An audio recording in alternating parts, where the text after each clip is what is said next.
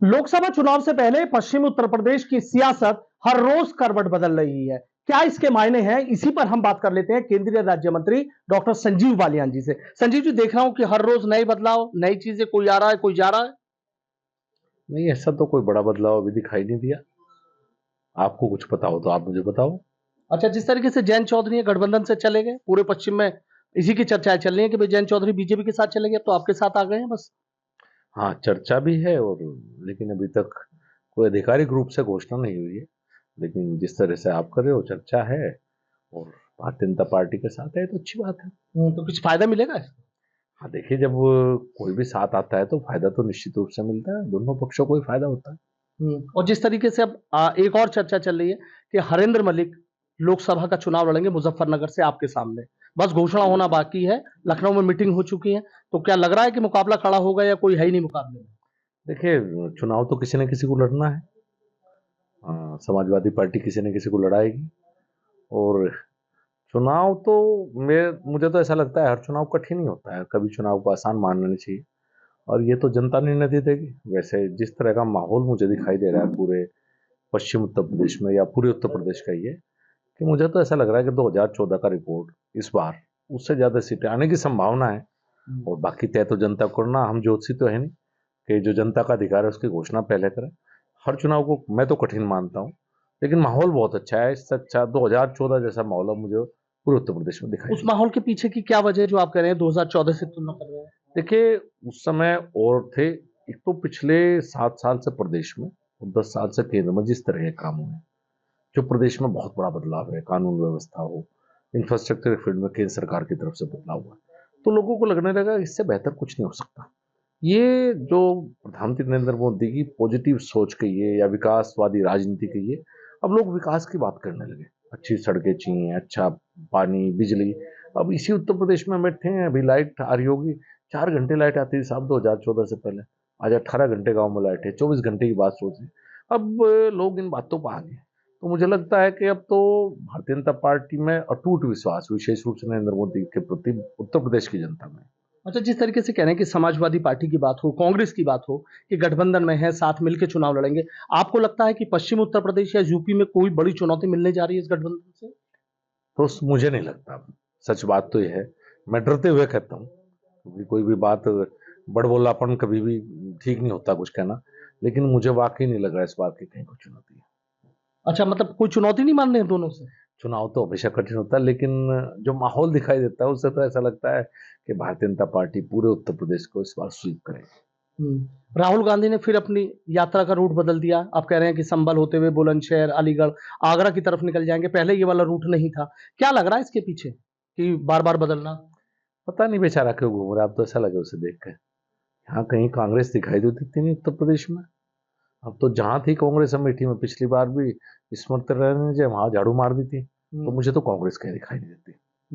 सोनिया गांधी का राजस्थान से राज्यसभा का नॉमिनेशन करना, रायबरेली को छोड़ना, सियासत में क्या इसके मायने निकाले जाए? कमजोरी।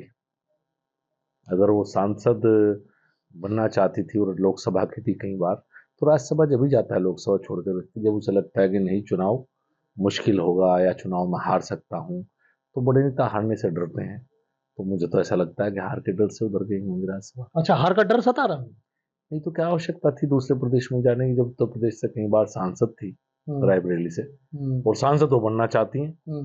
फिर तो मेरे विचार से तो यही कारण होगा, और क्या कारण हो सकता है। अच्छा संजीव जी, जिस तरीके से देख रहे हैं कि जो किसान आंदोलन चल रहा है, दिल्ली की तरफ कूच कर रहे हैं, तमाम तरह की बातें, तमाम तरह के आरोप लगाए जा रहे हैं, सरकार को घेरा जा रहा है कि भाई एमएसपी पे जब बात कर ली गई थी, आंदोलन पहले खत्म हो गया तो सरकार अपने वादे से क्यों पलट रही है? देखिए, पंजाब से किसान आए हैं, एमएसपी की बात, एमएसपी पे 100% खरीद पंजाब से होती है। एक दाना ऐसा नहीं है गेहूं या चावल का जो पंजाब पैदा करता है जो एमएसपी पे ना खरीदा जाता हो। तो फिर ऐसा क्यों हो रहा है? हो सकता है कोई और कारण हो। कई बार विरोध विरोध के लिए किया जाता है कि मुझे तो करना है, और हो सकता है इसी तरह का कोई मामला हो। चूंकि पंजाब का ऐसी स्थिति तो मुझे नहीं पता, लेकिन मुझे इतना पता है कि पंजाब में 100% खरीद एमएसपी के ऊपर होती है। लोकसभा चुनाव से पहले इस आंदोलन को किस नजरिए से देखते? राजनीतिक भी हो सकता है।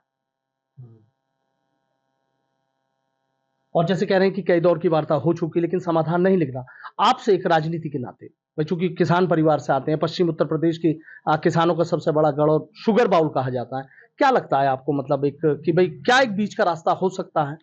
देखिए, मैं तो हमेशा कहता हूँ कि किसान संगठनों और सरकार के बीच में बातचीत होती रहनी चाहिए। जब मैं कृषि राज्य मंत्री था तो शायद ही कोई 1 महीना 1.5 महीना जाता हो जब हम किसान नेताओं के साथ नहीं बैठते थे। बीच का एक दौर ऐसा है कि संवादहीनता हुई है। उस संवादहीनता का एक कारण शायद ये भी था कि किसान संगठन पार्टी के विरोध में चले गए थे। आपने देखा होगा। जी जी। पहले किसान संगठन सब अराजनीतिक रहते थे। बीच का एक दौर ऐसा आया कि जिसमें किसी पार्टी का विरोध करना उन्होंने बना लिया। तो संवादहीनता कहीं ना कहीं हुई है। बहुत से इश्यूज हैं जो सुलझाए जाने चाहिए किसानों के।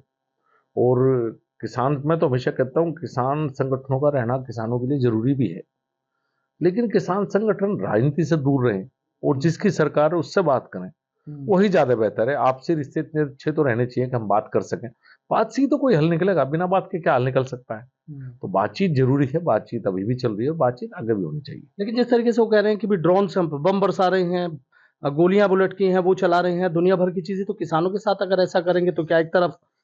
देखिए, कुछ ना कुछ तो मजबूरियां रही होंगी। आपने पिछले 1 साल का आंदोलन देखा है, दिल्ली कैद हो गई थी, आगे चुनाव आने जा रहे हैं बहुत जल्दी, और जब नई सरकार बनती तो ज्यादा बेहतर रहता अगर किसान कोई बातचीत करते।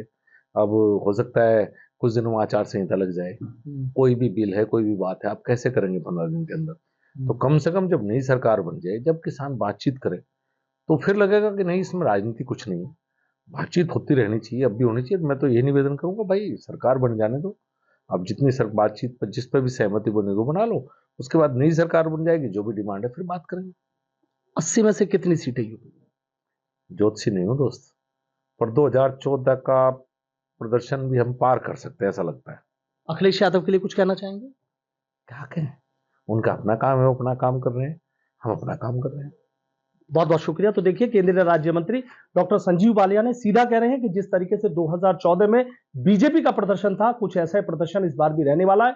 कहीं किसी से कोई मुकाबला नहीं है और किसानों के आंदोलन पर उन्होंने अपनी बेबाक राय रखी है कि बातचीत से हर बात का हल निकल जाता है। एबीपी गंगा, खबर आपकी, जुबान आपकी।